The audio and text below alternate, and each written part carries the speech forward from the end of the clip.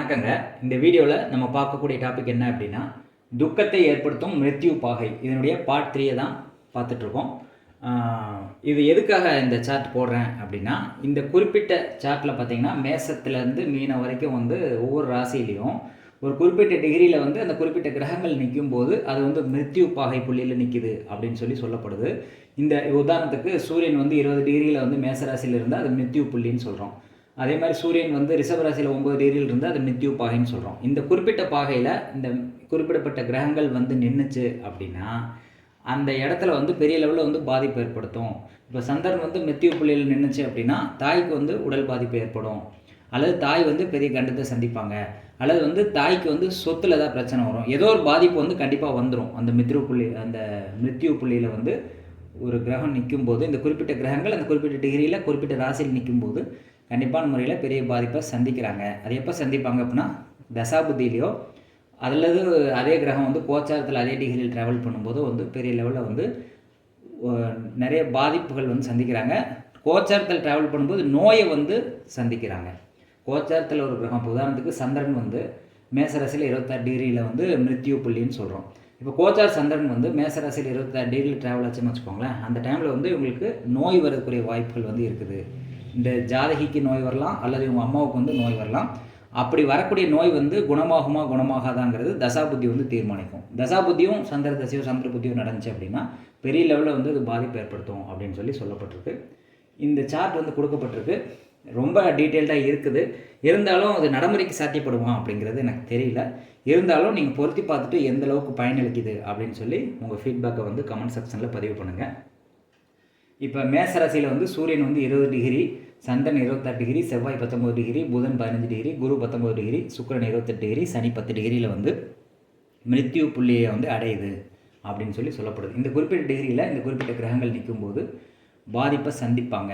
அது எந்த பாதிப்புங்கிறது நடைமுறையில் பொருத்தி பார்த்து நீங்கள் சொல்லுங்கள். ரிஷபராசியில் வந்து 9 டிகிரியில் வந்து சூரியன் மிருத்யு புள்ளின்னு சொல்கிறோம்.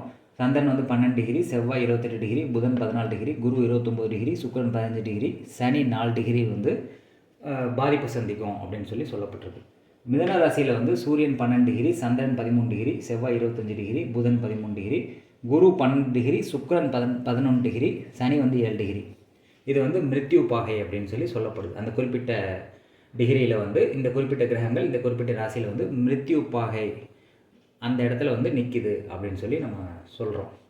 கடகராசியில் வந்து 6 டிகிரி வந்து மிருத்யு பாகை சூரியனுக்கு, சந்திரனுக்கு வந்து 25 டிகிரி, செவ்வாய்க்கு 23 டிகிரி, புதனுக்கு 12 டிகிரி, குருவுக்கு 27 டிகிரி, சுக்கிரனுக்கு 17 டிகிரி, சனிக்கு 9 டிகிரி.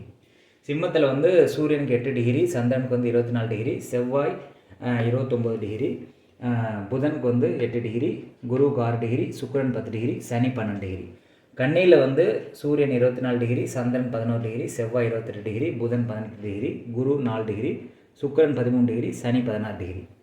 துலாமில் வந்து சூரியன் 16 டிகிரி, சந்திரன் 26 டிகிரி, செவ்வாய் 14 டிகிரி, புதன் 20 டிகிரி, குரு 13 டிகிரி, சுக்கிரன் 4 டிகிரி, சனி வந்து 3 டிகிரியில் வந்து மிருத்யு பாகையை வந்து அடையுது. விருச்சிகத்தில் வந்து சூரியன் 17 டிகிரி, சந்திரன் 14 டிகிரி, செவ்வாய் 21 டிகிரி, புதன் 10 டிகிரி, குரு 10 டிகிரி, சுக்கிரன் 6 டிகிரி, சனி 18 டிகிரி. தனுசு ராசியில் வந்து சூரியன் 22 டிகிரி, சந்திரன் 13 டிகிரி, செவ்வாய் 2 டிகிரி, புதன் வந்து 21 டிகிரி, குரு வந்து 17 டிகிரி, சுக்கிரன் 27 டிகிரி, சனி வந்து 28 டிகிரி. மகரத்தில் வந்து சூரியன் 2 டிகிரி, சந்திரன் 25 டிகிரி, செவ்வாய் 15 டிகிரி, புதன் 22 டிகிரி, குரு 11 டிகிரி, சுக்கிரன் 22 டிகிரி, சனி வந்து 14 டிகிரி. கும்பத்தில் வந்து சூரியன் 3 டிகிரி, சந்திரன் 5 டிகிரி, செவ்வாய் 11 டிகிரி, புதன் 7 டிகிரி, குரு 15 டிகிரி, சுக்கிரன் 29 டிகிரி, சனி வந்து 13 டிகிரியில் வந்து மிருத்யு பாகையை வந்து அடையுது. மீனத்தில் வந்து சூரியன் 23 டிகிரி, சந்திரன் 12 டிகிரி, செவ்வாய் 6 டிகிரி, புதன் 5 டிகிரி, குரு 28 டிகிரி, சுக்கிரன் 19 டிகிரி, சனி வந்து 15 டிகிரி மீன ராசியில்.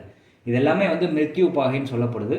இந்த குறிப்பிட்ட டிகிரியில் இந்த குறிப்பிட்ட கிரகங்கள் அந்த ராசியில் நிற்கும் போது ஏதோ ஒரு பாதிப்பை சந்திக்கிறாங்க, அல்லது லக்ன புள்ளியோ சந்திரனோ அதில் நிற்கும் போது வந்து பிறவியில் வந்து ஒரு தொடர் கர்மா வந்து அவங்க சந்திக்கிறாங்க. பிறவி ஊனமாக கூட இருக்கிறதுக்கு வாய்ப்புகள் இருக்குது அப்படின்னு சொல்லப்பட்டிருக்கு. இது எப்படின்னு செக் பண்ணிட்டு கமெண்ட் பண்ணுங்கள். இந்த பதிவு கண்டிப்பாக உங்களுக்கு பயனுள்ளதாக இருக்கும்னு நான் நம்புகிறேன். இதுக்கு அடுத்த வீடியோவில் வந்து ராகு, கேது, லக்னம், அதுக்கப்புறம் மாந்தி, இந்த 4 கிரகங்களும் இந்த ஒவ்வொரு ராசியில் வந்து எந்த டிகிரியில் வந்து மிருத்யு பாகை அடையுது அப்படிங்கிறத அடுத்த வீடியோவில் வந்து பார்ப்போம். அதனால் வந்து இதை பார்த்து பயனடைஞ்சிருப்பீங்க அப்படின்னு சொல்லி நான் நம்புகிறேன். நன்றி, வணக்கம்.